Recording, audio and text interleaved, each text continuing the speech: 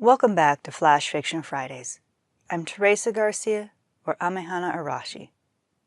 I apologize for this running a little late this week. I have been rather busy with work tickets. Today's Flash Fiction is more on the short story side of things. It encapsulates the moment when a sword spirit has made her decision about what to do regarding her charge. Kagayaku's decision. The fire guard kept watch, but mortal eyes saw none of the minor kami gathered in the room with their soldiers, nor the influence of the major kami, Butsu and Bosatsu the forces regularly prayed to. The incense kept time with a steady creep and rising wisp. She watched him sleep, just as every other sword in the room watched his or her own master sleep. The males, as usual, outnumbered the women. It did not matter, though. Swords were not normally capable of reproducing on their own, nor at all. The humans truly do not reproduce on their own either, and just as they did, help was required, although of a different type. He was childless and wifeless, unlike most of those sleeping men sprawled orderly around them. Breaths and heartbeats were for the lord of the clan and for their families. His beat only for his master, half hollow instead of the full ones of the others. The murmurs had already started several years ago, after she had been awarded him, as to if there would be anyone to inherit her. More bothersome, though, was how colder and more distant he became with each passing year. Soon he would not be the young man she had known with such promise. She sat straighter where she knelt in Sesa behind the head of the warrior and her physical body. Her job was to protect him. Thinking of what he could become made her heart hurt. They had faced too many of those together. He could not become one of the hollow ones who only fought for rice and who tasted so sharp on her bitter tongue. Kagayaku steeled herself, her lips pressing together. The other sword spirits of the room turned their eyes to her, sensing the change in the flow of ki. After this coming battle I have work that must be done. Who may I ask to instruct me in what men seek of their women? Her own eyes turned determinedly towards several belonging to those most known to visit the geisha of the floating world, locking with them.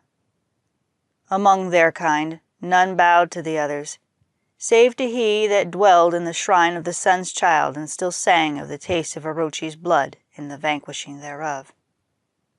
Each reddened, their lips playing several emotions. Why, Kagayaku? Do you intend to bear him a son to in turn carry you for our lord yourself? That may be easier than hunting him a wife. Do you not know the sort that he himself looks toward? Jari, sword of the youngest out of the targeted quintet, chuckled. He looks to none so. I have indeed watched. He does not even look to other men so. If I can find him one, so be it. If I must show myself to him, so be it. Kagayaku smoothed imaginary wrinkles in her lap, her displeasure giving a cold ring to her song. I do not think you can be demure enough, younger sister. At length Mashite, he that was quickest to the smooth words, sighed. The women my master sees all act subservient and haughty at once, and far more flirtatious. It would be a shame to model yourself after such peacock, or to find him such. He needs someone that will tend him as loyally as you do, that will not flinch to treat him should his armor fail. His armor spirit scowled and made a rude gesture beneath where crossed arms hid fingers. I only move as swift as he, no swifter. His eyes slid over Kagayaku, and he scowled more. She must be willing to put up with long nights of loneliness and drunkenness. Other swords began voicing their opinions and advice, not all of it delicate and often far coarser. A few hours before dawn, all had decided to try and find someone and to let the others know, then to somehow arrange introductions. They quieted as the ningen began to stir and go about their preparations. Today there would be either death or life for each of them. Perhaps some of their own also would be sent to the Shadowlands, to walk the wind-scoured and mist-shrouded beaches, or to the lands over which Lady Izanami now ruled, unable to send the dead back home since her once husband's betrayal of her modesty and mysteries.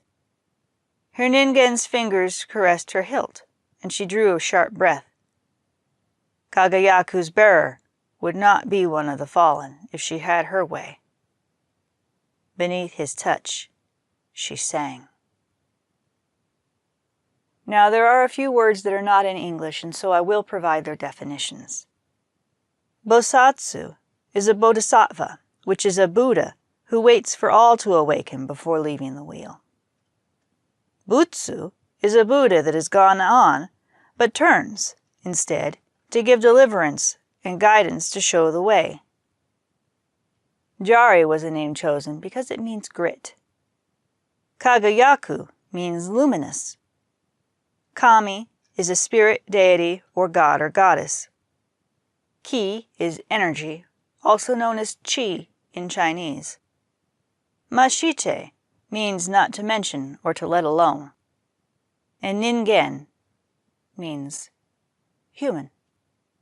Now, this was intended first as a flash fiction and might develop into a short story of novella length, depending on whether or not various following flash fictions are able to be stitched together into a longer story. This is a good technique if you don't have a lot of time to write or tend to grasp your storyline in only short fragments. So don't be afraid to try this in your own writings if you too sometimes don't have a lot of time to write or don't have the focus to go for more than one scene per session. Now, before I sign off, I will point out that it's summertime and my son is going to be home, so things are going to be getting a little bit busy for me. I have several projects to be working on, not all of which can be on here, of course. So my production may be a little bit slower or spurty at times, just due to time constraints and being able to get to the computer at various times where I'm not having to also do some other task. Or even the internet at all, because sometimes it is still spotty and the DSL still has not been able to be installed yet. So today I am going to be poking at Frontier again to find out when is the next time somebody can come out to attempt and hopefully actually do the install. If DSL cannot be installed, like they originally promised me it could, I'm going to be stuck with satellite internet for the foreseeable future. And that's really all I have to say for today. Next day of postings that follows should be Sunday, so there should be Debbie Stanton's interview going up, which I need to make sure has actually been recorded and posted, and if not, get that done and set up in time. It may end up being a few hours late. I hope not. I'm pretty certain I've got it done and ready.